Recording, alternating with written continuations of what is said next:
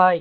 భారత్ పొరుగు ప్రాంతాల్లో ఒక కొత్త క్రైస్తవ దేశం నిర్మించాలనే అమెరికా ప్రణాళిక అమల్లోకి వచ్చిందా?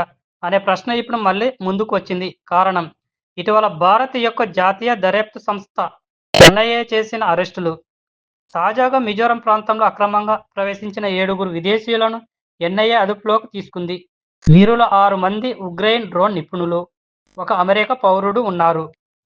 ఈ వ్యక్తులు మొదట మిజోరంలో అక్రమంగా ప్రవేశించి, అక్కడి నుంచే మయన్మార్ సరిహద్దు ప్రాంతంలోకి వెళ్లినట్లు ఆరోపణలున్నాయి. విచారణ కొనసాగుతున్న నేపథ్యంలో వారిని మార్చి 27 వరకు పోలీస్ రిమాండ్‌కు కోర్టు పంపింది.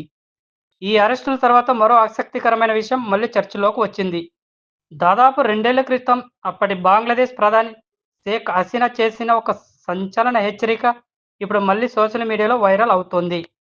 ఆ సమయంలో షేక్ హసీనా చేసిన వ్యాఖ్యల ప్రకారం అమెరికా తూర్పు భారతదేశం మరియు పరిసర ప్రాంతాల్లో ఒక క్రైస్తవ దేశం ఏర్పాటు చేయాలనే ప్రణాళికను పరిశీలిస్తుందని ఆమె పేర్కొన్నారు. అంతేకాకుండా ఒక అమెరికన్ ప్రతినిధి ఈ ప్రణాళికపై తనను సంప్రదించాడని కూడా ఆమె వెల్లడించారు. ఆ ప్రతిపాదనను అంగీకరిస్తే తన అధికారానికి ఎటువంటి ప్రమాదం ఉండదని హామీచ్చారని ఆమె అంది. కానీ ఆమె దేశ ప్రయోజనాల దృష్ట్యా ఆ ప్రతిపాదనను పూర్తిగా తిరస్కరించిందని చెప్పారు. ఇప్పుడు మిజోరం ప్రాంతంలో విదేశీయుల అరెస్టులు వెలుగులోకి రావడంతో భారత్ ఈశాన్య ప్రాంతాన్ని అస్థిరం చేసి వేరే దేశం సృష్టించే అంతర్జాతీయ రాజకీయ కుట్ర ఉందా అనే ప్రశ్నలు మళ్ళీ తలెత్తుతున్నాయి.